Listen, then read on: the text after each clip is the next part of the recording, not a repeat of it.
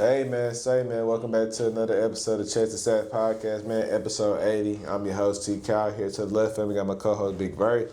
Here to the right of me, got my other co-host, Sam, man. And here in the back, of course, we got the ultimate hostess, the one and only, man, 2 days from his 25th birthday, man. But, man, without further ado, man, we got a lot to talk about, man. CP3 news. We got Lane Kiffin. We got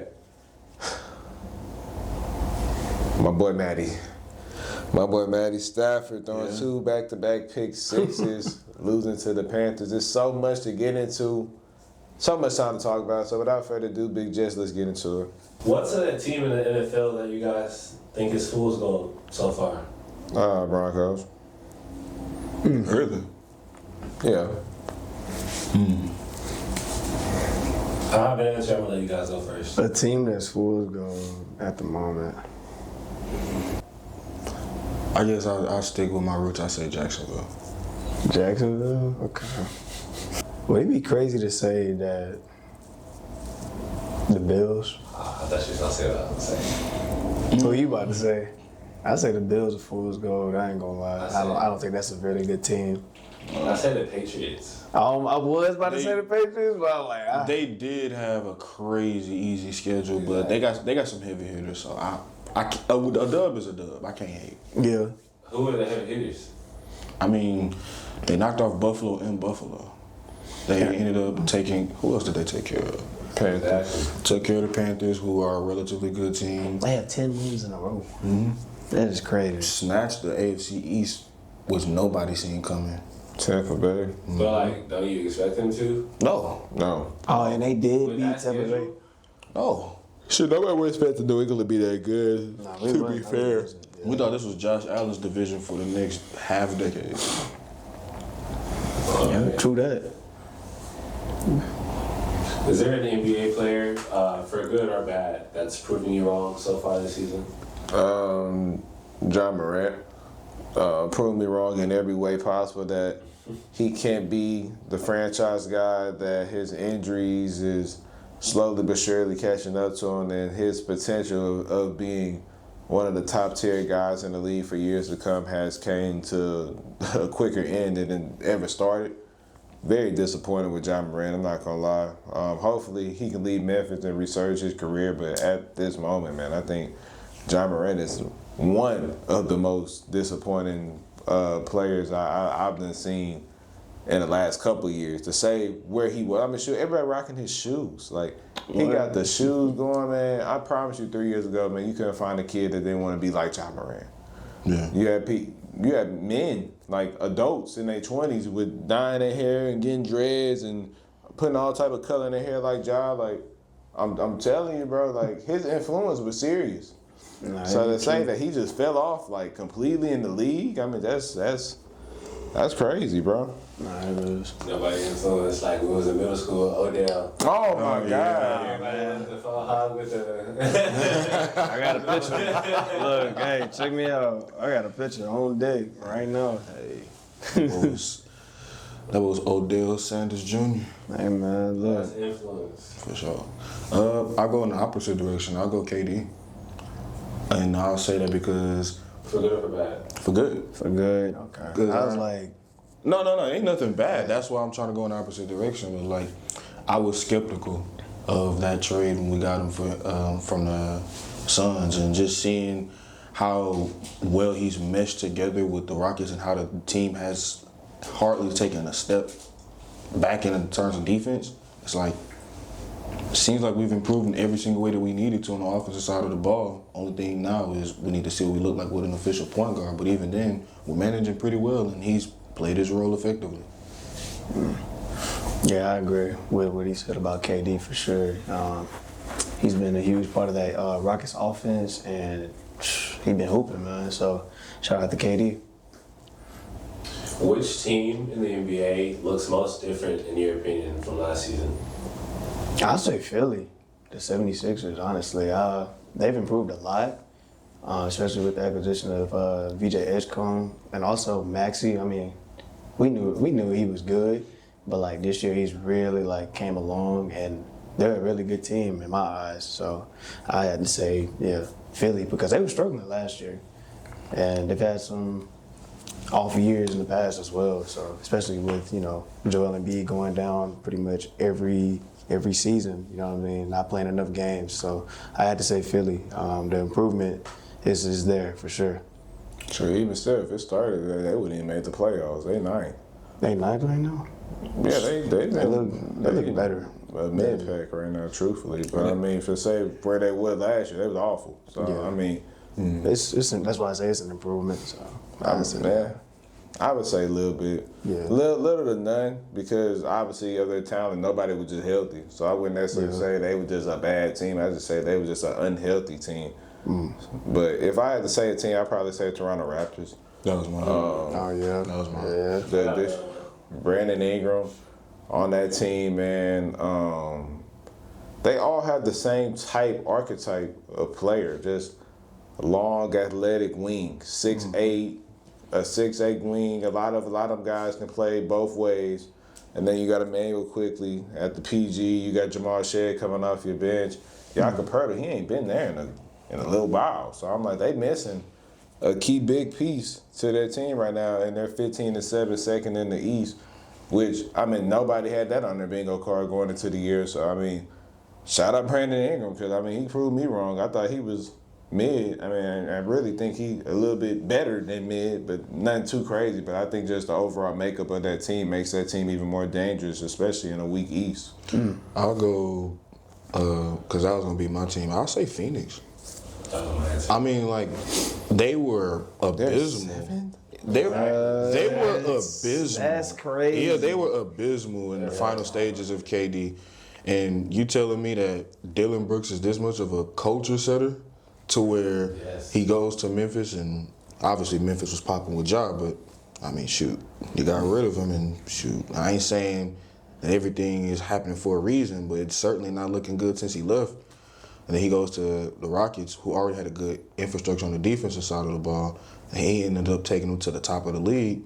Now he's in Phoenix, and like, they're winning games. They're 7th in the Western Conference. Like, the Wild West is only getting more crazy if Phoenix is able to continue the success.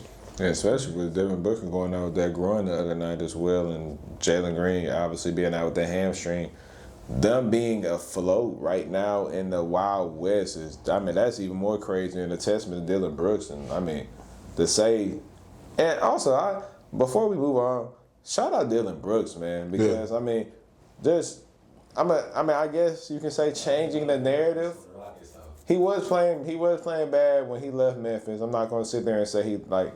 When I remember prime Dillon Brooks. When Dillon Brooks started off, when Ja Morant was a rookie and they made it to the playoffs, and he was the leading scorer. He was the one scoring 30 with Ja coming along with him. He was going band for band with the Warriors to 6 games. And that's what I'm saying. So like, Dillon Brooks had a bad ending before he left. Couldn't shoot a brick in the ocean. Like he was awful for sure. But coming back to Houston, kind of resurging his career, and in a sense, providing that culture, that toughness, that grit that we needed to elevate our team to that next step. And truthfully, we're seeing his worth of the reason why he was a part of that KD trade. Why that Jalen Green and Dillon Brooks, they didn't ask for too many other pieces. They could have.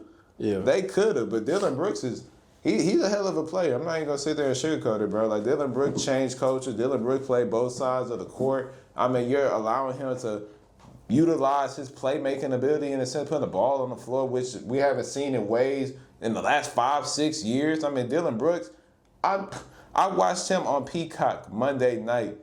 So, bro, I tell you, he tween. He put you on the backside shoulder fadeaway jump shot. Dillon Brooks, 2025 Dillon Brooks, getting busy, like in an efficient 30 ball. So shout out Dillon Brooks, man. I mean, I think that villain arc, because he's not afraid to mix it up with the superstars, and he plays the game with passion and effort every week. I think he gets a bad rap. He did some dirty stuff. I'm not gonna sit there and say he did it, but I mean, he's a hell of a basketball player, and I mean, just a crazy rejuvenation of his career. And he's gonna get paid his next time up. Just beware. Yeah. Give me an NFL player who's playing like a top 5 guy, but nobody's giving him credit yet. I'd probably say Nico Collins. He's elevating, yeah, for sure. Yeah, because I don't feel like he gets his proper respect of being a top 5 receiver, even though obviously me and you, Charles, we believe so. He don't get that cliche around the league. There's a lot of guys, JSN having a crazy year, so, JSN, now he's better than Nico. And then you already got the Jettas and Jamars. I mean, you're going to have a debate with Puka, and then you got people saying A.J. Brown, like all that stuff, and every single week, Nico Collins is steady. Steady. He's always that reliable target. He's ever since that Jacksonville game, I haven't seen too many issues with him and drops. Very reliable, especially in the division. I mean, shoot, hey, Jacksonville got it bad both times. Hey, Indianapolis this past weekend, rushing touchdown, 98 yards. I mean, he was killing. I mean, Nico Collins gonna get the proper respect that he is due. He missed the game, and he still. I mean, I had to check the stats, but I feel like he's about. he's well on his way to 1,000 yards, and he missed I think about 2 games because he got hurt in that Seattle game. Yeah. So I'm like, shoot, to say that he's still on track to hit for 1,000 is quite. That's extremely impressive in my eyes. He'll probably get that in the next few weeks, honestly. Shoot, Kansas City, he got a big game coming up, man. I don't gotta say too much. He got 795. Yeah. It ain't nothing to get 200 plus over the next few weeks. Should we seen him do it against that boy Sertan, the best cornerback in the league, getting work. Hey, every dog has his day. Yeah, but not every team has a dog like I'll go on the defense side of the ball. Kalen Bullock, man. That is a turnover machine. 2 years. Wait, we talking about top 5 though. I understand that. No, I know you understand it, but I'm like, do you understand what you're saying right now? Yeah. I mean, think about it for a second. You should feel. No, I want to hear him out first because this is my team. So let's think about this for a second. The name of the game on the defensive side of the ball is stopping the opponent from putting that ball in the end zone. Is also getting takeaways. We haven't even played 2 full seasons, and this man has 9 interceptions. He's a turnover machine. He is everywhere the ball needs to be. Like, the ball, he is a magnet towards it. Like, he's going to find a way to find any type of way to get any takeaway, get the ball away from the opposing side of the ball. Like, he's going to find any opportunity, force fumbles, getting involved in the run game, being a safety blanket on the deep end, being able to be sticky in man coverage. Like, at first I was a little bit worried at the beginning of the season, but he's picked up his play so much over the past few weeks that it's like, hey, who is the weak link on the defensive side of the ball, on the DB side of things? We know it ain't Stingley. We know it ain't all-pro Sting. Laster getting a lot of love. We all know Petrie getting a lot of bang for his buck. Yeah. We used to think it was probably... Y'all might look at me crazy for this. I ain't gonna lie. I don't care, but how about I say Devontae Adams? Like, Top 5? as of right now, Heck no. what? He has the most touchdowns. He has 14. He has the second most He's touchdowns. in the red zone. So? He probably A is touchdown's a touchdown. He probably bro. is the best red zone threat in there. Yeah, that don't mean he's a top 5 receiver. Okay, so who would you say? What, JSN? I just think it's impressive that he's at this age, like day and age, you know what I'm saying? And he's still cooking up. Like, even when he's not in the red zone, he's still able to separate, catch the ball, and make a big play and get the yards at the catch. I like Devontae Adams. I ain't gonna lie. I think he's still in that Top range. 5? He playing like it. He playing. No. Like it. I say he playing. Who No. came in here and said one time? Amari Cooper. Amari Cooper. Oh, yeah. That's not. But okay, that was crazy. But saying Devontae Adams is not crazy. I'm not crazy. Ain't it crazy? It's crazy. Ain't it crazy how Devontae Adams in 2025 top 5, bro. No. Are we taking Devontae over George Pickens? Right now. Don't ask me. Right? Yeah. No, I like his separation. I'm asking everybody, are we taking George Pickens or Devontae Adams right now? That's what have you done for me lately. Exactly. Nah, I'm talking about right now. If you look at But this Pickens, is you a- didn't even have Pickens in your top 10 last year. I had Devontae in my top 10. I did. And I had Pickens over Devontae even last year. I feel like Vontae the better technician. We the better receiver. Yeah, I think Vontae is better than Right Pickens, now. Honestly. I feel like that's debatable. I'm sorry. I mean, it's Give me objective. Pickens. I think it's what you like. He not better than Puka. I mean, he's not. I mean, Is he better than Jettis? Than who? Jettis. Hell no. Jamar. Nah. JSN?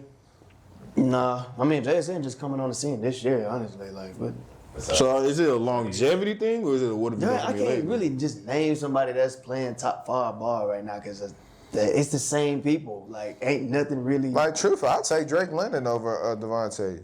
Hell Being no. on it.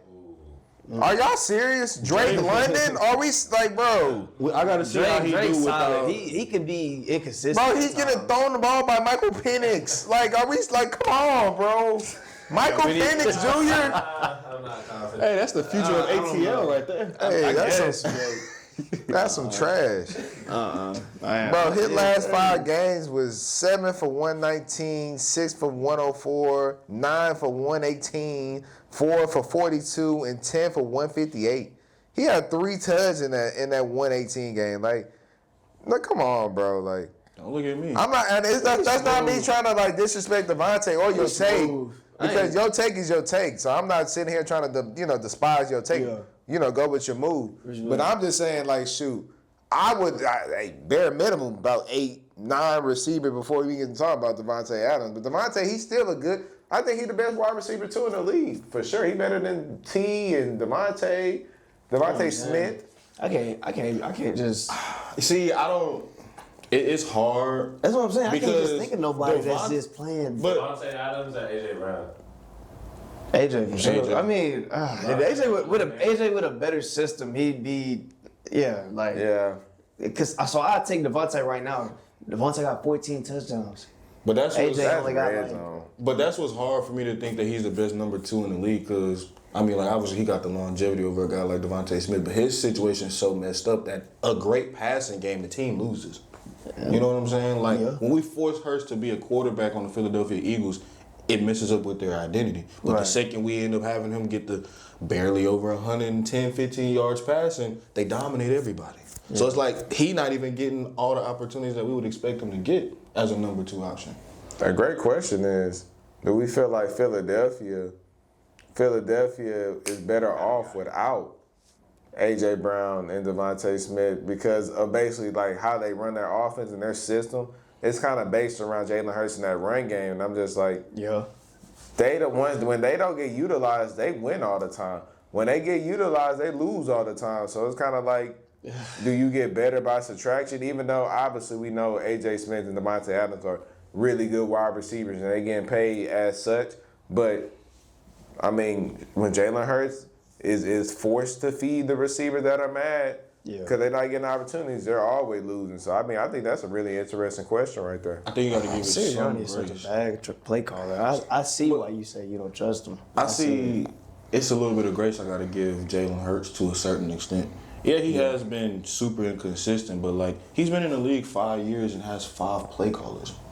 Like that's a lot of verbiage that you got to go in and out of your head. scheme Like, you gotta learn. That's what I'm saying. Like schematically, you're just going to be throwing a bunch of guys that you know not going to be here for the next season. I mean, they just came off of multiple Super Bowl appearances, and none of those guys stayed around. Right. You know what I'm saying? Shane Steichen, we see what he doing for Daniel Jones, and we know what he did for Hurts because he put him in the MVP conversation. The second they lost that Super Bowl, he got up out of there straight to Indy. Yeah. You know what I'm saying? So it's tough. It is. If I was to go, I ain't gonna lie. Running back, I'll go. I'm trying to think of somebody. I can. You can say, I ain't gonna lie. You can say Quinshon Judkins. He playing like Top 5? Nah. no. Man, oh my God. He Jay been Taylor, You got Taylor, Bijan. Bijan, Gibbs. Gibbs. You can't say Barkley not the same. No, I wouldn't right say now. Barkley, not of this year.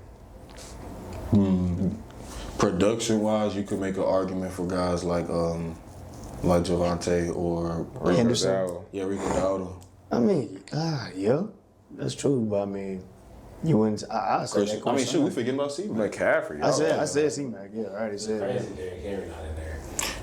Yeah, He should be. He should be. He should be though. I don't think that's his. It's fault. not his. I think this is probably a big hot take that I probably said a few weeks ago. John Harbaugh's coaching for his job.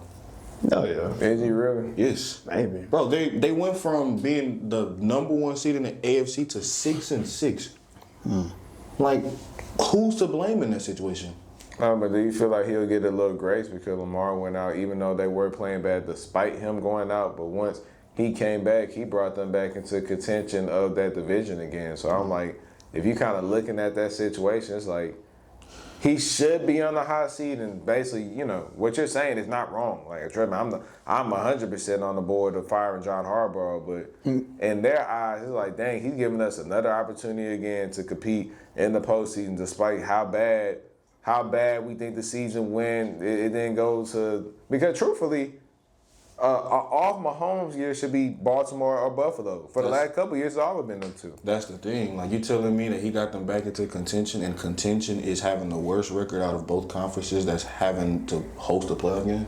Like, he's 6-6. Like, yeah, they're going to probably make the playoffs, but they're in the worst division performance-wise in the NFL. Like, the fact that the Bengals still have a chance to win the division, and they're 4-8, that's just an indictment on both the Steelers and the Ravens. Yeah. And that starts from the top.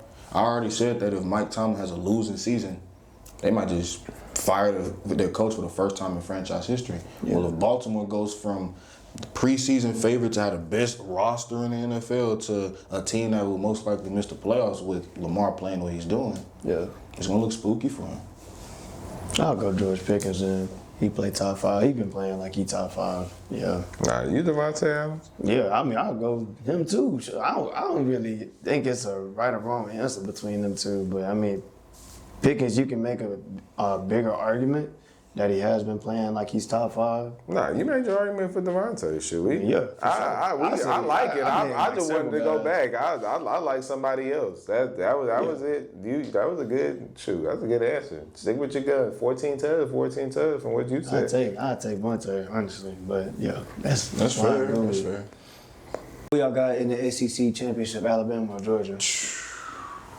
Boy, if Alabama loses this game, they're going to be knocked out the playoffs. Ooh. So would you think Georgia would still make it? Because they had two. They are SEC champion.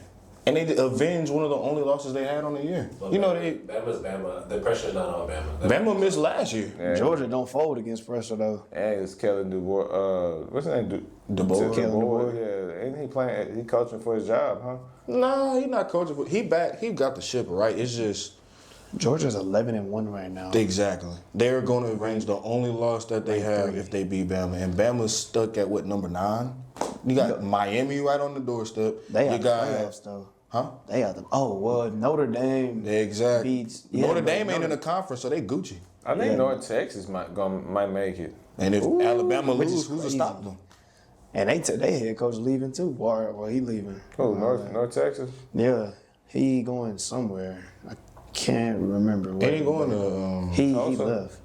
I want to say he going to Kansas State. I know Tulane fighting for a spot too, and head coach going to Florida. I heard that Coach Oregon, whatever, the coach that coached Joe Burrow now. Orgeron? Orgeron, there you go. I heard he going to Tulane or whatever. They looking at him, talking to him. And the receiver coach from Ohio State going to South Florida.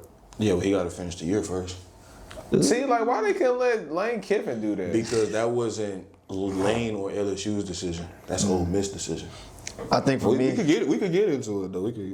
I think for me, I take Georgia. I take Georgia in that. I ain't gonna lie. I think Georgia gonna get that dub against them. I think they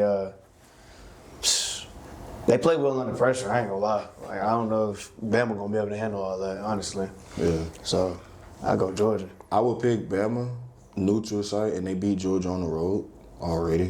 Mm-hmm. But if Bama loses, it's gonna be hard for them to sneak in.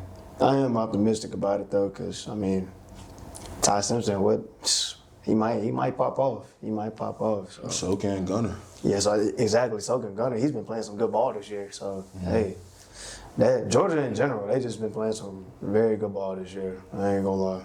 So yeah, who you got? Alabama and Georgia. I go Bama. Bama for the upset. I just want to see them still alive. That's it. They still are alive even with the loss. It's just you expect them to compete for titles. Yeah. All right, switching gears to the NFL. Is there a team that you guys? Switching gears to the NFL. Is there a team that you guys don't trust with a 10-point lead? With a 10-point lead? Double-digit lead. I apologize. Is there a team in the NFL that you do not trust with a double-digit lead? Is The it Giants, I guess. is it crazy to say Philly? They just proved it. Like they have all the talent in the world, but they just find a way to shoot themselves in the foot recently. Who's that other team? The team scored 33 points in the fourth quarter. Giants. Oh, that was the Giants. Yeah, the Giants, most definitely. But Philly gave up a double-digit lead in the fourth quarter too, to that same team. I think I'm going to say they blew, like, New York blew, what, four? It was like 4 games where they blew, like, a high lead. They had a high lead. I can't remember the points, but it was like 20. I don't even remember. But they blew a lot of leads. And they were against good teams. They almost beat the Broncos. They almost beat, I want to say, Philly. I think that's what it was. Yeah. But it was a couple good teams where, like, they were one up on them and came back, lost the game. And I'm just like, it's crazy. They were due for an upset. Yeah. But couldn't capitalize, man. So I'll go to Giants for sure. That's not bad because they defense. We seen what happened on Monday. Good Lord. Hey, I told y'all that man's job was up for grabs, and they got him out of there. I don't blame him. They got him out of there. I told y'all that man had a dual Carter playing corner slot. They had Abdul Carter on the bench too after missing team meetings. Nah, yeah. You know what he missing them for? Hey, yo. He got to get right. The New York Giants doing. Hey, man. I'll probably say the Falcons. Yeah, them too. They could probably have a playoff appearance if it wasn't for some of the leads they belong. Dude, they lost to Tyrod Taylor last week. Being up. I mean, obviously you got Kirk Cousins. But, I mean, it's Tyrod Taylor. Some stuff is just built in your DNA as a franchise, and Atlanta is blowing leads. I think it's their coaching, man. They don't really. Their offensive coordinator, like, he runs. His scheme is like the same. He doesn't really switch it up. How long is the leash for Raheem Morris? It should be too It's long. short. That was the wrong guy. Yeah, he's Should have not left the his guy. ass in Los Angeles. Yeah, he's not the guy. I ain't gonna lie, he's not. Well, Wait, Raheem Moore was in Tampa, right? No, he was I don't think so. I forgot where he was from. Rams, I believe. Well, Atlanta gonna be looking for another coach probably. Most definitely. What up, Joe? What's good, Joe? Joe, What's happening, Joe? on the flip side, what offense is the most dangerous when everything is clicking? Cowboys. Hey, that's a great answer. I ain't gonna lie. You can also make a case for the Rams. That's a dangerous offense. What? Huh? Oh, Eagles. When their offense is rolling, but how many times have we got the privilege to see their offense rolling? I ain't really. What does that even look The like? question is, which offense is... That's what I'm saying. What does that even look like? Is it a Saquon monster game on the ground? Is it AJ and Devontae getting 100 plus? Is it okay? Hurts scrambling for? That's what I'm saying. Like, what does that look like? Yeah, what do it? First downs and touchdowns, that's what it is. Yeah. I feel that, but that's Tush push what to that's what first Dallas down. do. Philly don't do that. Philly had 15 points last game. That ain't nothing. Dallas could get 15 points in like a couple of minutes. Yeah, Yeah, like facts. Dallas offense is explosive. That's what I'm saying. Which play style let them deeper in the playoffs and the Super Bowl? You could make that argument with a lot of teams. I mean, shoot, the Bengals went to the Super Bowl with a terrible O-line and a terrible defense, and they still found their way into February football. True that. And the Philly, who's to say it was their offense that propelled them? Joe. What is that? He was just saying that the hoodie hard. That's a. Yes, sir. So your argument was, how often does that happen? And I'm saying, how often does yours translate? Oh. Well, what is translatable about the Eagles on offense? Like, it's not week to Winning. week. No, winning for sure, but they haven't. It's a what have you done for me lately league, and they've been losing the past few games. They could lose their division if they slip up. Yeah. I mean, Dallas is right on. I told y'all, Dallas is right on their heels. Don't let them mess around and find a way to get first place in the NFC East. Don't let Dallas run the table and get them boys up out of the number one spot. You can most definitely make a case for Dallas. You can make a case for Philly a little bit when it's going because they have good stretches. I ain't gonna lie, like the run game will look good, the passing game will look good. It just depends. Like it's so iffy. But Another answer, go ahead. I think the most consistent explosive offense, I think I say the Rams. Like it is dangerous when Matthew Stafford is throwing dimes. You got Devontae Adams out there riding people up, being able to get space, yards after catch. Puka, yards after catch, easy, making catches. Blake Corum running the ball very well. Kyle Williams running the ball well. Like, it's dangerous. I done seen it. Like, it's well, I'm seeing. Then you got Sean McVay at the helm calling these amazing plays. So it's like, come on, I think the Rams is the best. Yeah, I got another answer. I'll let you go. I'm going to say the same thing. Seattle. Detroit. Yeah, hey, most yeah. Seattle's a good answer. Like, Seattle, Sam Darnold on his A game. Jason hasn't been able to be stopped hardly more than once this entire year. That game when he had like 17 completed passes, he was like 17 for 17. In a row. In a row. And that was in the first half. Yeah, that was scary. I ain't gonna lie. That was Detroit, because don't they average the most points per game? they have for the past few years, yeah. Yeah. But Detroit too. Another team fully healthy, Tampa Bay. Yeah. Hey. even without the health, I mean, shoot, the fact that they staying afloat as good as they are is impressive. A healthy Mike Evans. Mike Evans just E-Mac. came off IR too. Yeah, It sucks he gonna miss a chance to get a ban. That's another Cam certified receiver. Then you got Mike Evans, anybody from the old? hey. I mean, he is certified. So Mike is Mr. Consistent, bro. I ain't gonna lie. Like, come on, you know what I'm saying? But yeah, Mike. You get Mike going, you get Bate going. Godwin. I mean, when he's healthy, E-Mac. The running backs. I mean, Rashad White and what's the other one?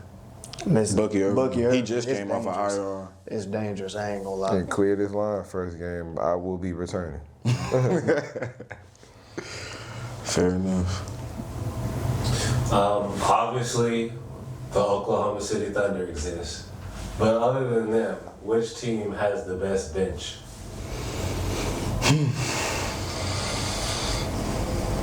Best Bench in the NBA outside of OKC. I'm trying to think of a team that relies more on their bench than the starters in some cases. I don't know. No, it is some tough. I don't know. Cause, that's a great question. I wouldn't be able to. I mean, Okay, we're gonna cut this one. Nah, I ain't gonna lie. It causes us to think though. That's a why I'm critical- like, I'm really sitting here thinking that's a good question. That's a critical thinking question for sure. Ooh. The Lakers bench trash, the Rockets bench mid, our bench is everybody not. in the East basically. Our bench is not full. I don't think it's bad. Once we get Dorian Could you- Smith and Steven Tari Adams Eason not bad. Oh my God. Boston has a pretty solid bench. Nah, Anthony Simons, is he starting? no. Okay, I was gonna say. Him and that other light skinned dude. Peyton Pritchard? Peyton Pritchard, right? Pressure starts. Nah, he's started. Caucasian. The other one, he's They bright call skinned it dude. Caucasian. He's a bright skinned dude. And he got like a lot of hair. I can't remember his name, but Boston, they got a pretty solid bench. I could be able. I don't know. Thunder really got the best. I would say Yeah. because do they utilize their bench more since Thibodeau left New York? Like, is it not Yeah, just they a do. 7-man rotation anymore? They do, but I mean, as far as like nice, Jordan Clarkson's okay. Who else is coming off that bench? They got some white corner point guard named Novak or whatever. Yeah. But like, it ain't nothing crazy. Ain't nothing crazy coming off that bench. That's what I'm thinking. I'm like, I can't realistically think. Like, I was like, maybe the Cavs, because they got Lonzo, but I'm like, I haven't seen it fully like gel together all season. They've been in and out in the lineups. That's fair. Yeah, that's a tough one. That's a good question, That's a bro. tough That's That's a tough one. For Yeah, sure. we can get back to that one. yeah, that's a We're tough gonna have to get that one a rain check. All right.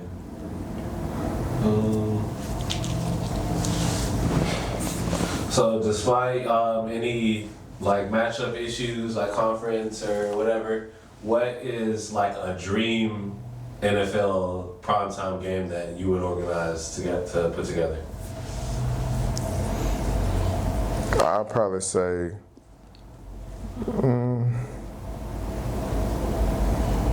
Rams. Versus.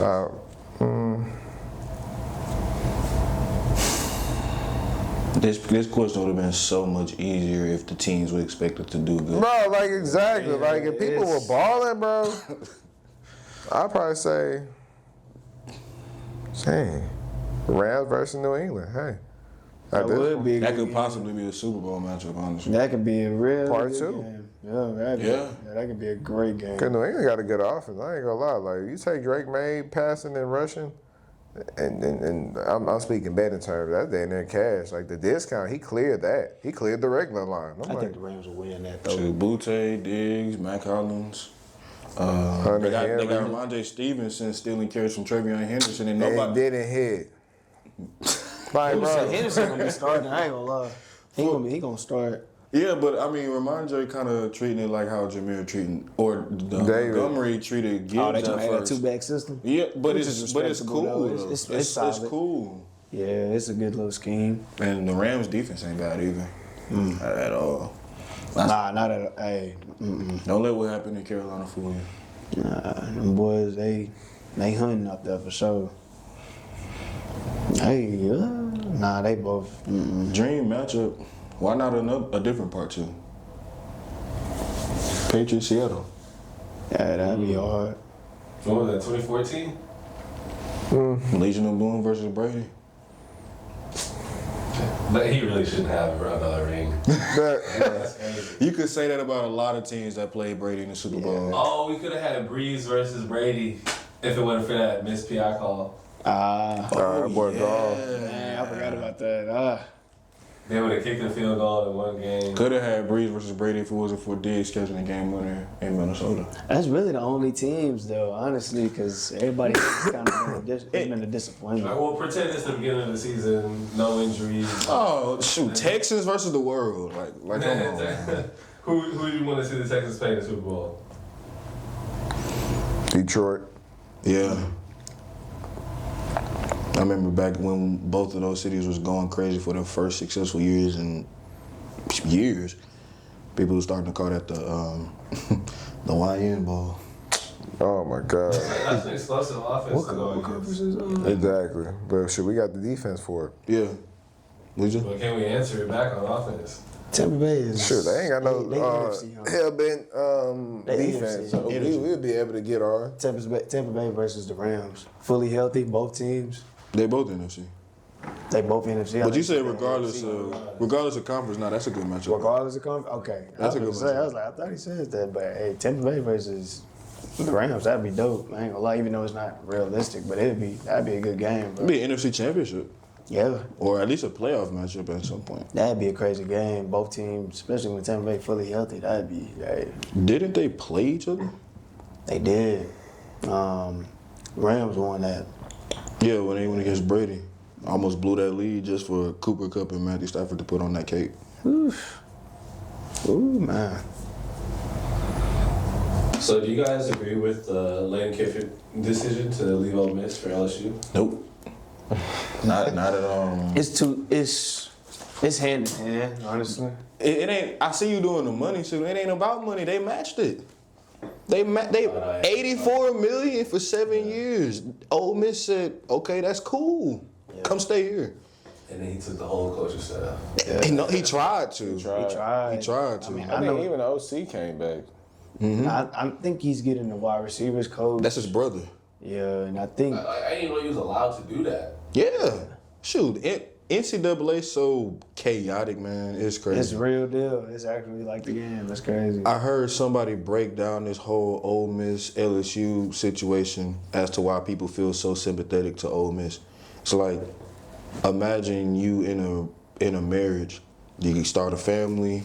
You start off the relationship with nothing, but you got a house, you got a family, a solid foundation, and then all of a sudden, you end up in a position where instead of wanting to stay committed and faithful to see how your relationship goes with your wife, you see the opportunity of this mistress that has nothing but great things said about it. Like, everything about her is seemingly perfect for everybody that's been with the mistress.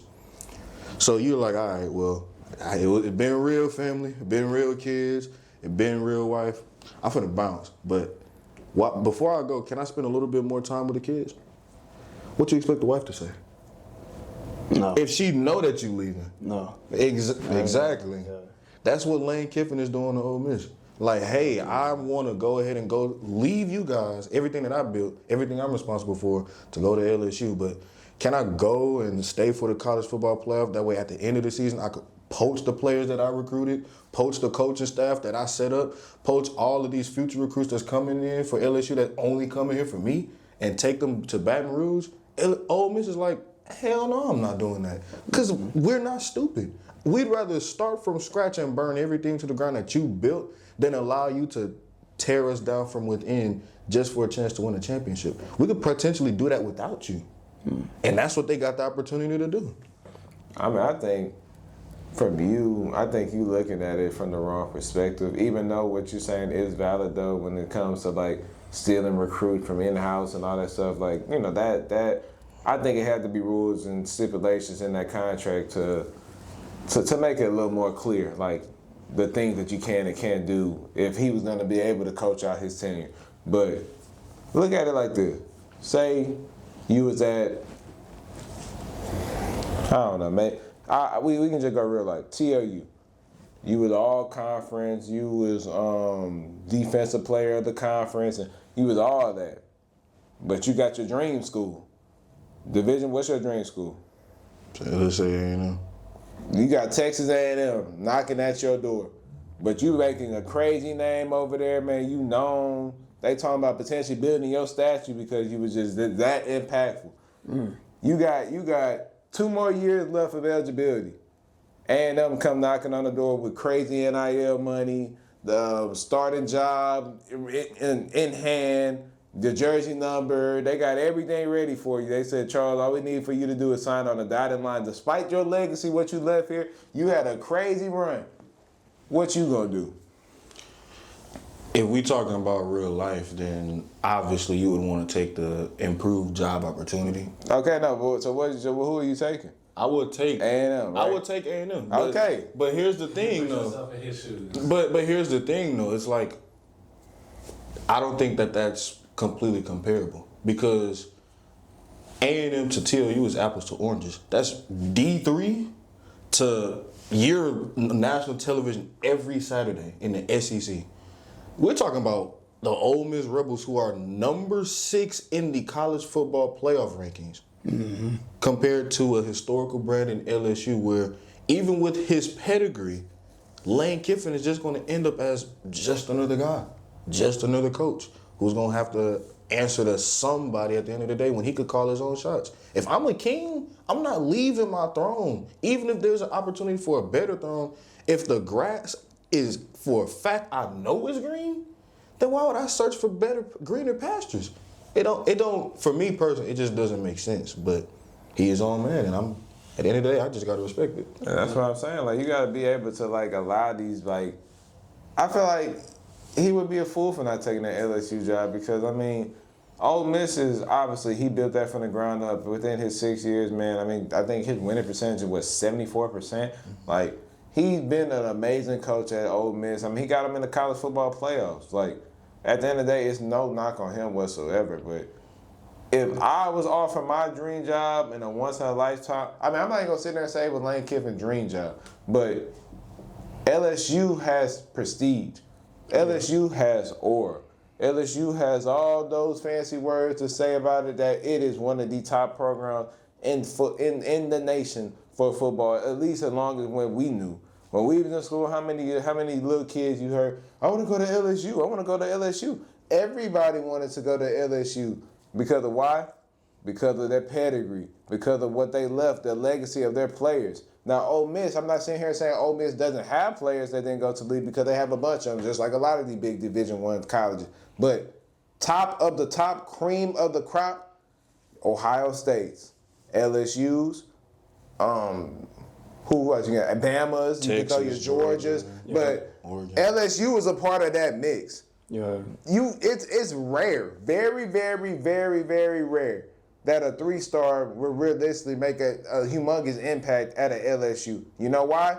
Because 5 stars, true freshmen, guys leaving high school early to go play for these programs. I mean, the talent that's coming in from LSU, it sells out the name itself.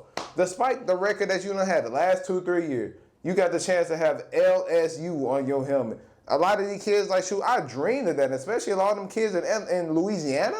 Yeah, that's It's true. you know the talent pool out there in Louisiana go crazy. So for him being able to basically pick all the 4 or 5 stars within that region of the world, the Floridas, the Louisianas, the Texas, I mean, LSU finna go off the hook. I mean, that's gonna be. I mean, he already set up Ole Miss as best as he could before he left it. Yeah. 11-1 with a chance to compete. He did all he can do, but at the end of the day, I'm not gonna kill the man because he said I want to take my talents to the next level. I want to see what I can do at my next challenge, and I feel like it's unfair for us to kind of critique him or knock him down because he doesn't want to stay with something that he built instead of him challenging himself, saying, "Hey, I feel like I can accomplish bigger and better things at a higher playing field at LSU." So if you feel that way, then why not just, if you're Lane Kiffin, why not stand on it? Why try to have your cake and eat it too? Like, if you're going to bounce, then bounce. Don't make this more messier than what it is. You got a press conference of people screaming and yelling out derogatory things at your plane getting ready to leave with your family coming with you. You got your clothes set up by the organization, by the school, kicked out on the curb. You got people saying that with your written statement about, hey, I wanted to stay and Ole Miss didn't let me stay to finish out the season, and players are coming out on social media telling you that they just straight lies. If you're going to stand on business, then you might as well do that all the way. Don't try to make this more dirty laundry added to the mix. You just added more fuel to the fire for people to, you know what I'm saying, treat you the same way they've been treating you since you've had all these other departures. Because this isn't the first time he's done this. He's done this with the Raiders. He's done this with Tennessee. Alabama was on the doorstep of winning a national championship, and Saban kicked them out the door. So it's like, this is just another chapter of what has been a familiar chapter to read in Lane Kiffin's journey. I respect it. I understand both of y'all's point of views are pretty good, especially yours, you know what I mean? I can understand not leaving the throne and everything like that. Like, you have everything going for yourself. Ole Miss is ranked number 7 right now, so I respect it. But then, too, I understand that LSU, they bring in more talent.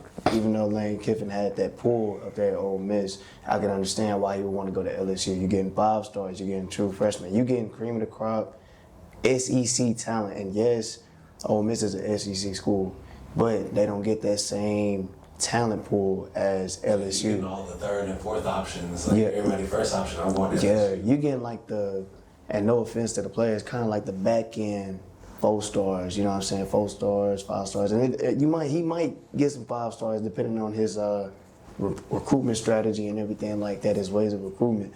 But I can see why he wanted to go to LSU and turn the program around. I mean, from how I look at it, if he can do it at Ole Miss, why he can't do it at LSU? That's how I look at it. He did it at Ole Miss. He built that program from the ground up. I think he can do the same thing at LSU and be a better coach than what Brian Kelly was. You know what I mean? And also, he has like a better relationship with the players as well. Not at LSU just yet, but just off, you know. I see like the interviews and players like coming up, they talking to him, like players that play for like different schools, they come and chop it up with him, joke, and everything like that. He seemed like a cool dude. So I feel like he can do the same thing that he did at Ole Miss at LSU, and in my eyes, honestly. So, but I understand like both of y'all's perspective though, and I agree with both of them. But I think he can do the same thing at LSU. I think he'll still be a winner up there. Just hopefully he sticks out his tenure, like he stays there for a longer time or whatever. But like with college, in the world of college now, I mean, loyalty is non-existent now. So like, You can't sit loyal there- to the dollar. But you can't credit. I feel like we can't criticize the coach as much as we can criticize the player too, because at the end of the day, these players, if they're not getting what they want at these schools, they're leaving. Yeah. They're one and done. I got a question. Yeah. You know the coach for Indiana? Mm-hmm. What's his name? Kirk Cignetti? Mm-hmm. Yeah. You know, he was offered by teams like Florida, teams like LSU, getting the opportunity to go to a bigger brand that sells on its reputation and its players. he immediately signed with Indiana. Why do you think that is? Because he in the Big Ten, it's an easier conference to. Is it automatically an easier conference? I mean, Not really, 'cause realistically, Big if Ten, Michigan not good on a year in year out basis, who else is realistically competing in that conference outside of the Ohio State? Oregon, Indiana, the off year of Penn State, obviously with what happened with Kurt. Wisconsin in there too, huh? Yeah, but Wisconsin side. I'm just looking at it like, okay, check this out. The Big Ten and the SEC are constantly going back and forth for who's the better conference, and it's because of the top dogs. Like the SEC has the depth, but some of the top end talent is also in the Big Ten as well. I mean, the last two champions have come from Ohio State and Michigan. Yep. So why, if you're Kirk Cinetti, would you want to stay at Indiana? Because he has so much leeway bringing that program from where it was to where it is now. Yeah. And he's laid down the foundation of creating a title contender potentially for years, maybe decades to come. Who's to say what Indiana does this year alone? And we're not even talking about the future. That's why Indiana invested in him immediately. That's what Ole Miss tried to do. But Kirk Cinetti went one route and Lane Kiffin went another. I see what you mean. You feel me? Like, Because the SEC, we know that's cream of the crop football. That's like best of the best. That's where we all want to go. You know what I mean? Where we all wanted to go. So they have a lot of control in the SEC, and you can kind of like see it watching like what is it the Netflix series with in the SEC. It's like Any Given Saturday or something. oh yeah, with the quarterbacks. Yeah, with the quarterbacks and Lagway everything. and Pavia. And Yeah, all. you can kind of see that it's controlled by the people that control the SEC or whatever. You can kind of see, and it's controlled by like the school, the fan base. Like if they don't like you, like Florida coach, and he came from Saban. He came from Saban system and everything. up there Billy in Alabama. Napier. Yeah, like they want him out of there like immediately, and they're not really like giving him a chance to build and everything like that. So I can understand like That's the pressure of the SEC though. Like that's a great challenge. because and- they expect you to be good. Like Exactly. right there. Like I'm not saying he can't do it because he's a great coach. I'm saying the second he fails or falters in any sort of way, they're gonna treat him the same way they treated Sumlin. I mean, Saban won God knows how many national championships at Bama, and even when they weren't like the number one team in the country, or didn't have a top 5 recruiting class, or failed to make it to a national championship, you still had fans and boosters saying, "Yeah, his time has come." The greatest coach of all time in college football history. And you have people clamoring for his job. And that's at Bama. What do you think about LSU? Got rid of Ogeron, got rid of Les Miles. Now they in a position where they just got rid of Brian Kelly, who went to a national championship game, been to the college football playoff a few times. And now you're in a position of getting Lane Kiffin. If he fails in any sort of way, they're going to get him in the chopping block immediately. And who's to say he's going to be as successful in the SEC with that much pressure as opposed to Ole Miss, who he already had a solid foundation with. And they did beat LSU too. They did. I mean, at the end of the day, I feel like he's a gambler. I mean, at the bottom line, I feel like he's betting on himself to. I mean, he's asking for the pressure in a sense. I mean, LSU, the moment you go in there, the spotlight's on you from day one. You already having them 4 or 5-star recruits. You already gonna be in the top at least 10 in national rankings before the season even starts. So I mean, I think he's betting on himself because he could have stayed, been comfortable, had job security, and built that Ole Miss despite if he had a couple losing seasons or not. So shoot, let's just sit back and see if he can do it or not. For sure. What are your realistic expectations for the Texans for the rest of the season? Super Bowl, like I said. Charles, I know you call me crazy What and are all your that stuff. realistic expectations for the Texans this season? Super Bowl. Oh, you had to reread it twice. I ain't know you didn't hear me the first time. Hey. Hey, you can grab that all you want. I'll take that with pride, brother. Hey, You don't got to chill. America not gonna like that. hey. They don't got to. They don't got to. Hey, it's the truth, baby. The Texans, man, best defense in the league, man. I mean, I think that's obvious, clear as day. It's very vintage. Like, and I hate because Stephen A. already, said they give him like them old like 2000 type defenses. Like, I don't want to be no cliche, but that's what they look like. Physical, hard nosed. I mean, the swarm mentality that DeMeco Ryan set in ever since he got to the Texans, man. it has applied these last 3 years, man. That defense, if anybody that came to play week in and week out, it's been them Houston Texans defense. I mean, from Will Anderson to being a Defensive Player of the Year candidate this year, and we're going to have to back up the Brinstruck because he's getting everything, every penny and then some. To having Derek Stingley, I mean, shoot, he didn't allow a catch. He didn't allow a catch in an NFL football game against the number one offense in the NFL. They had the number one offense in the NFL to 16 points. That is impressive. That is extremely impressive. I mean, Jonathan Taylor, I mean, he was trying to break free. He was doing everything they possibly could to put them boys in that game, and they just couldn't. Because at the end of the day, defense wins championships if you don't like it or not. Defense wins championships, and that front four that we got can go up against any offensive line in the league. I'll take us over Philly. I'll take us over. I'm talking about offensive lines. Hey, line us up against Denver. Line us up against any of these premium offensive lines, man. We're gonna wreck your game plan. We wreck everybody's game plan week in and week out. Our offense is steadily improving week in and week out. The Nico CJ connection is getting more realer and realer by the game. Jaden Higgins is finally coming to the party with Dalton Schultz doing his job. Woody Marks becoming more and more the running back one with questions about Joe Mixon's status, if he's going to be available or not moving forward. Hopefully he is getting closer to that playoff push, but if not, Woody Marks done showed that him and Nick Chubb are a decent 1-2 running back duo. But CJ, I'm looking at CJ. I'm like, first game off of concussion, you throw for 276. 276 first game off concussion. He had that one little bonehead interception, but he looked really, really, really comfortable to say that it was his first game back. And that offense, I mean, for all the dummies out there, Davis Mills is the guy. Davis Mills can't do what 7 do.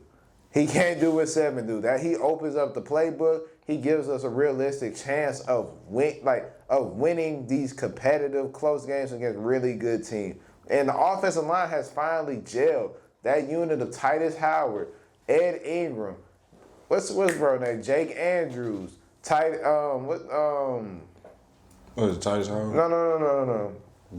Not Juice. No, Trent Brown and Ursery. That lineup, man. Hey, I don't know. I'm feeling the Holy Spirit because I mean, it's no way that line went from the worst to almost the best offensive line from the matter of week 1 all the way to week 13. I mean, that line looks excellent. I mean, bringing in that extra offensive lineman on majority pass plays to give CJ that extra level of protection. I mean, just brilliant. I mean, we're finally playing chess and not checkers. We are finally adjusting with the personnel that we have. We're not trying to sit there and drop back in five-man protection with guys that wasn't ready yet. They had to get seasoned. They had to get that cohesion, that chemistry together. But now that they got that, CJ actually has time to look like an NFL quarterback, just like everybody said, or at least me and Charles was saying. Give him some time. He's a hell of a quarterback. He's a top 10 quarterback when I mean, I would say top 5, quite frankly, but that's an argument for another day. But CJ Stroud elevates this team with that defense to Super Bowl levels. And quite frankly, in the AFC that this wide open with Buffalo on the downhill, with Denver winning these close, fluky games, to the Patriots having one of the weakest schedules in the league. Who's to say that the Texans can't represent the AFC in the playoffs? I don't think that's too far out of the imagination. I mean, Jacksonville, we already beat them. The Colts, shoot, they don't want to see us no more. Who else? Buffalo? Hey, ask Josh Allen how that turf tastes. That's 7 sacks, baby. I mean, come on now. Like, really, I'm not scared of nobody. Our defense is going to go in there, and we holding you to at least 17. All we need to get to 20. We get to 20, man, I promise you we're going to the Super Bowl. We are going to the Super Bowl. I don't care how confident. I'm not jinxing nothing. I don't got to cross on nothing. I don't got to knock on nothing, man. The Texans, Sunday night, we're gonna give something dangerous to the Chiefs. I think there's a reason why me and him feel so greedy when talking about the Texans, despite the fact that we started the season 0-3 and it was 2-3 at a certain point in time. with our season on the line at 3-5 less than a month ago. I think what gives us so much confidence is not only the fact that the AFC is wide open, but the beginning of our schedule, looking back, was brutal.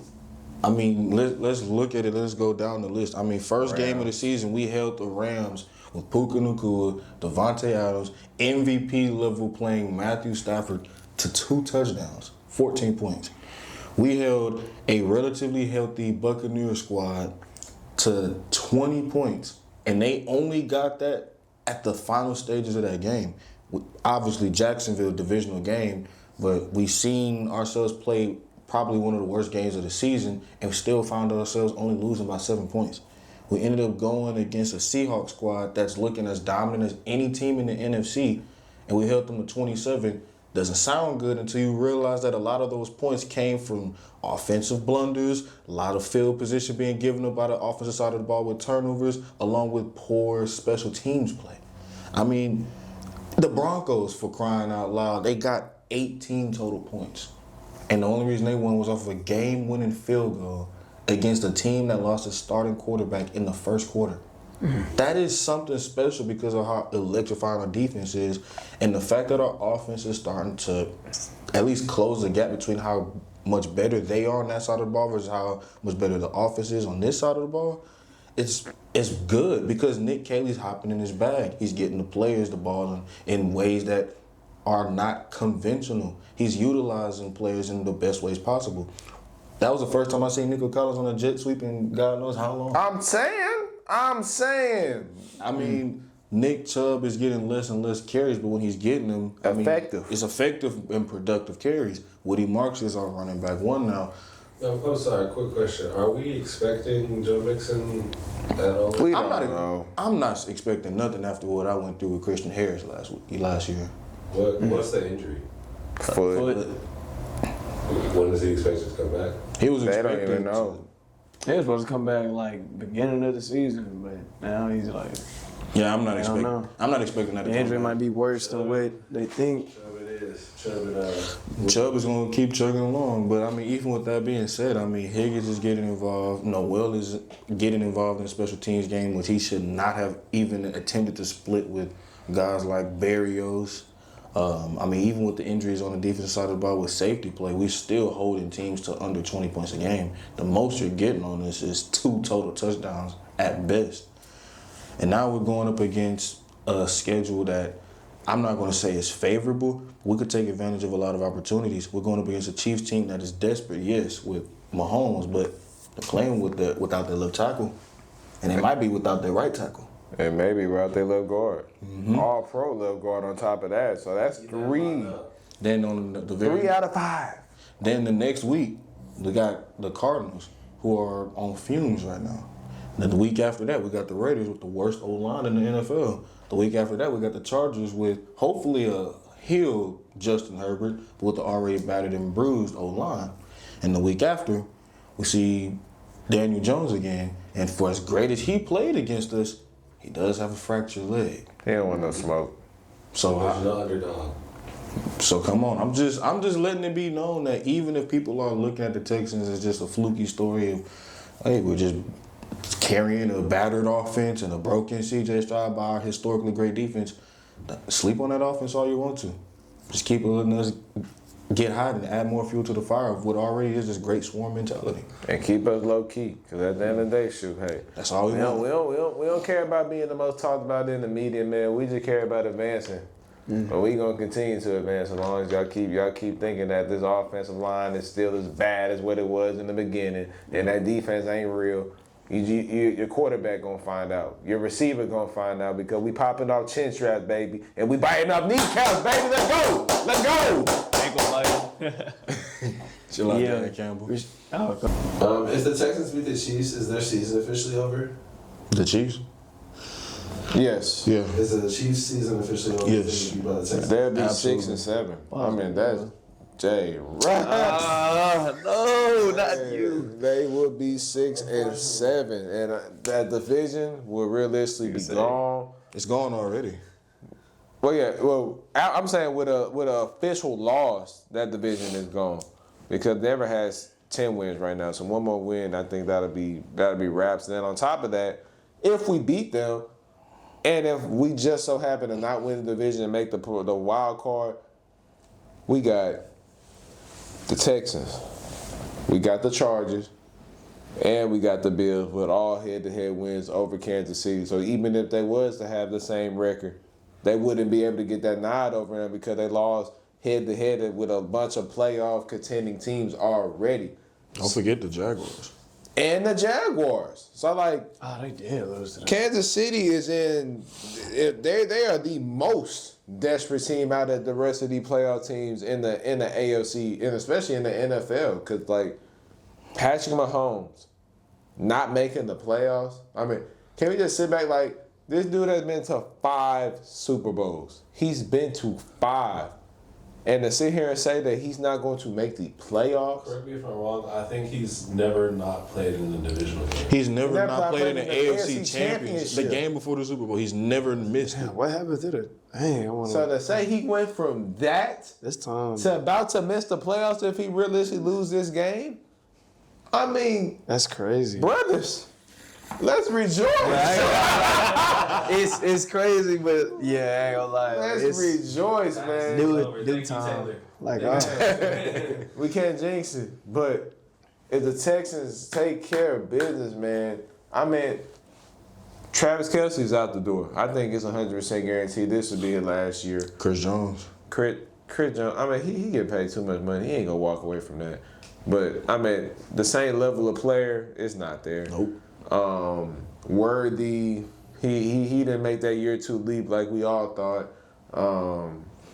Rasheed Rice, I mean, he's good. I can sit here and say he's finally got a little acclimated. So Rasheed Rice is good, but is he I think wide Brady. receiver 1? I'm not necessarily sure. I think he's more of, like, the more and more I'm watching him, because obviously I thought he was on track to be that wide receiver 1 prior to injury, the more I look at, like, at best he's a good wide receiver 2. But a wide receiver 1 to dominate the game from start to finish, I don't see that in Rasheed Rice. Maybe you see something different, but I don't. But Kansas City has no run games to begin with, and going up against these teams in the AFC playoffs, I mean, they shutting down all that crap. I mean, Jacksonville beat you. Jacksonville. And mind you, we lost to Jacksonville, so ain't no room We to did talk. too. But We all did. I'm sure he did too. Yeah, that's what I said. I said we did too. I hate Jacksonville. Like this. How we all lose to Jacksonville? Jacksonville's sweet. They really are. But Kansas City not making the playoffs, man, would be a man. I might cry. I might cry. I mean, just the torture that they put us through throughout these last couple of years. So the Deshaun Watson days, when we was up in that divisional round, we thought it was sweet, and they walked us all the way down to, I mean, season openers when we getting destroyed on national television with, I mean, just it. Last year. We've been through so much with these Kansas City Chiefs, especially last year. But to say that if we can beat them Sunday night in front of the whole world to eliminate them from playoff contention, man, that will make the we will make national TV headlines for the rest of the year, eliminating Mahomes from playoff contention, and that's gonna alter that legacy too. And I can't wait to have that conversation next week when they lose. It's crazy. I feel like, the Chiefs, they lose this game, it's over. It's over for the season. I mean, we beat them. We beat everybody in the division so far, so that's a bonus. And I honestly just don't see like a battered Chiefs team beating y'all. Honestly, I mean, they do have Mahomes at the helm. I understand that, but y'all defense is too good to let one man kill y'all. Honestly, I don't. You got Sting locking up on. You got Sting locking up on his side. You got Kamara locking it up. You got Bullock back there locking it up. I mean, y'all got every piece. You got your edge rushers. Will Anderson, you got that boy Daniel Hunter, and y'all got your interior D lineman. They making moves, man. Linebackers, they hitting. So I don't see y'all losing this game, honestly. But hey, y'all win this game and y'all take out the Chiefs, bro. That'd be good. I ain't gonna lie. I think that'd be good for the whole NFL, honestly. So handle business. So we still got to play them again, too. So we trying to sweep them. I don't even think y'all sweeping them would matter because the Chiefs have dug themselves in such a hole that for them to make the playoffs, they have to win out. Yeah. Like, they have to find a way to get dubs over you guys and the Broncos. The division is a wrap. The AFC West is in control of the Broncos. Y'all have an outside chance of probably hawking them down because y'all got a chance to sweep them. But at the same time, like, you got to hope that they lose some more games too.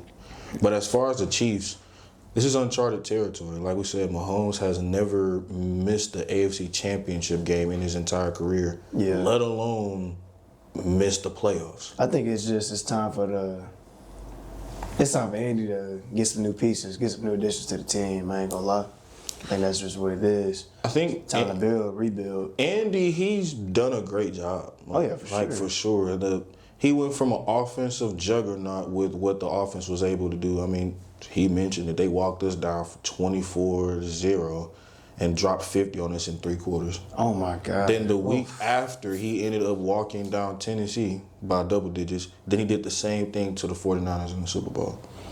That's over the past few seasons, he's transitioned that team from an offensive identity to, okay, now we're just going to play conservative football where Mahomes is going to dice you up, look more Brady-esque, and we're going to rely on our defensive side of the ball with young pieces, cheap pieces, rookie pieces, youthful pieces that are impactful. Trent McDuffie, Jarius Sneed, guys like Karlaftis.